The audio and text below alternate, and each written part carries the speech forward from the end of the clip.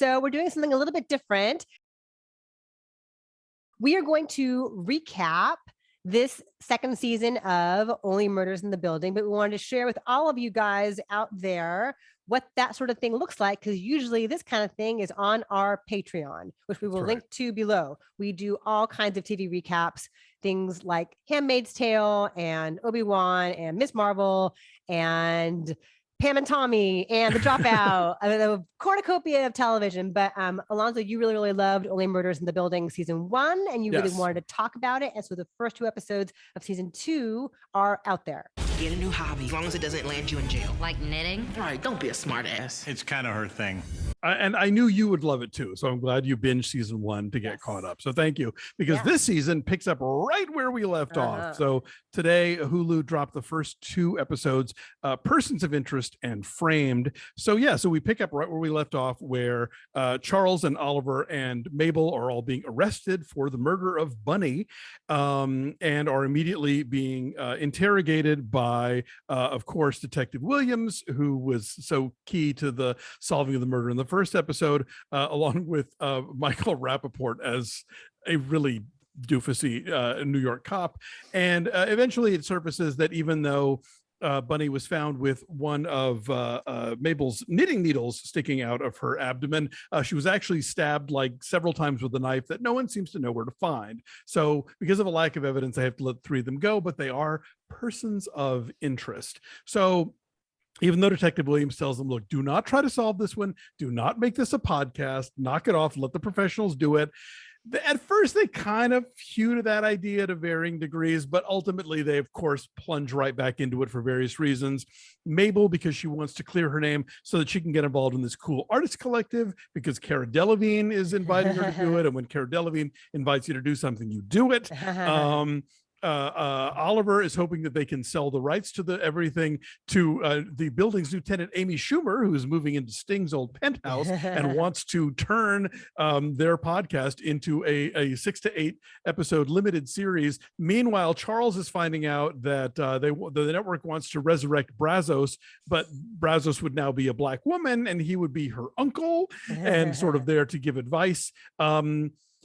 As they are searching in Bunny's apartment to try and find evidence, they come to discover from overhearing Howard and Uma that she is in possession of a $1 million painting that has gone missing. And of course, wouldn't you know it, the painting turns up in Charles's apartment and is an erotic painting that prominently features Charles's deadbeat dad, naked, who was having an affair with the artist across the street from the Arconia. It turns out he was also having an affair with Bunny's mother, played by who else? Shirley MacLaine, who steals every scene that isn't nailed down.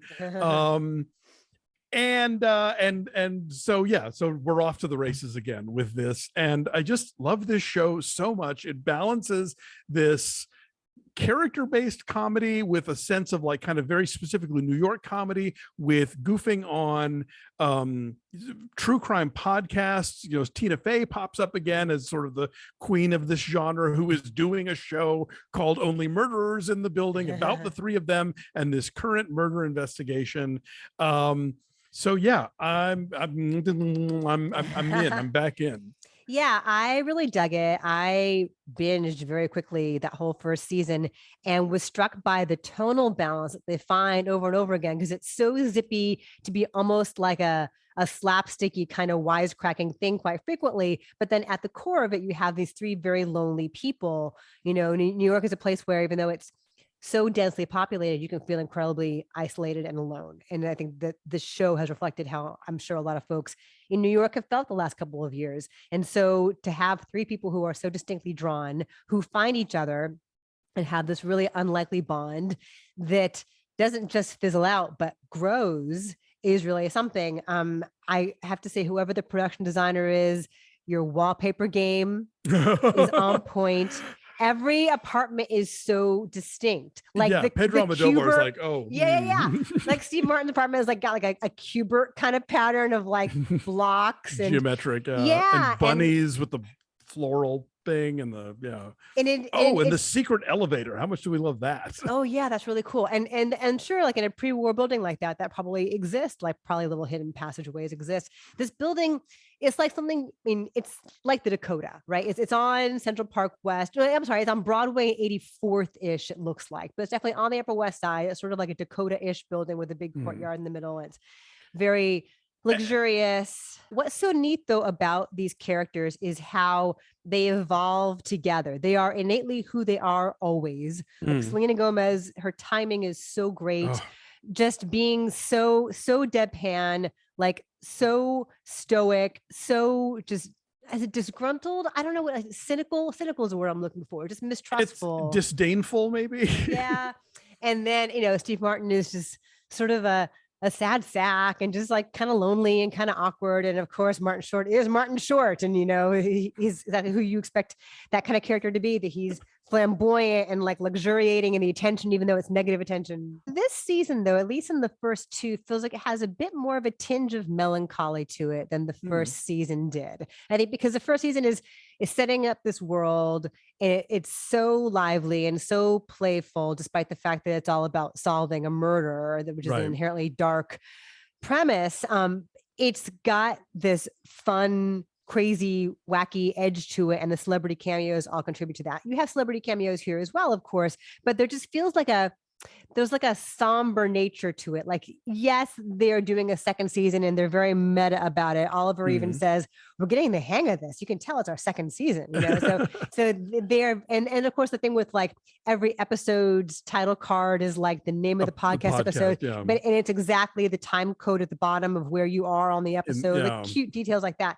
And so it's meta, and it's self-referential, and it's fun and playful, but there feels like a sadness to this, as they are forced to dig into their own past and acknowledge who they don't want to be anymore. Whether it's, Selena Gomez thinking about her own childhood, or Steve Martin thinking about his father's neglect and things he'd suppressed. I think that part of that stems from the fact that now that this podcast has made these characters kind of famous / infamous.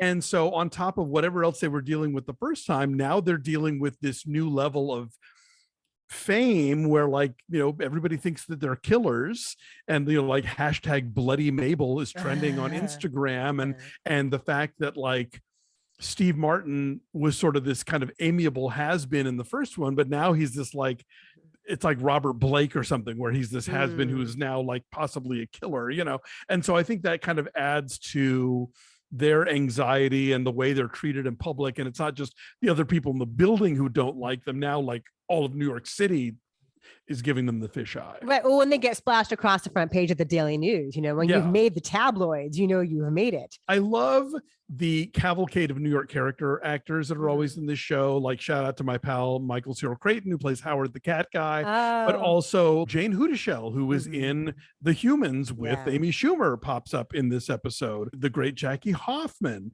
people like that. So that, I think, adds a lot to this show as well. And I think they really, they have nailed this very kind of specific tone. I love that the typeface of the title of this show is like right out of The New Yorker, all of these little details that they kind of add up, that I think just make it really kind of a one-of-a-kind show. Also, having lived in New York for 6 years and having lived in a co-op for a few of those, I can totally attest to how random those big co-op meetings are, because you're forced to deal with people for a long period of time that maybe you only passed politely on the elevator or at the mailbox, and you realize what an idiosyncratic hodgepodge of weirdos you coexist with, that you would never be friends with ordinarily, but you're stuck making really important decisions alongside them, and everyone's got their own self-interest in mind. Of course. So that came back to me like, oh, I've been to these meetings. There are weirdos everywhere. So anyway, so that part's really fun too. But I'm enjoying this. Shirley MacLaine's, of course, a hoot, and it just feels very carefully curated in every way, from Mabel's chunky sweaters to the wallpaper patterns to the fonts and the music. It feels it's precious, but not in an obnoxious way. I was just going to say, like, all of you, as we describe these trappings, it makes this show sound really precious, and it's not.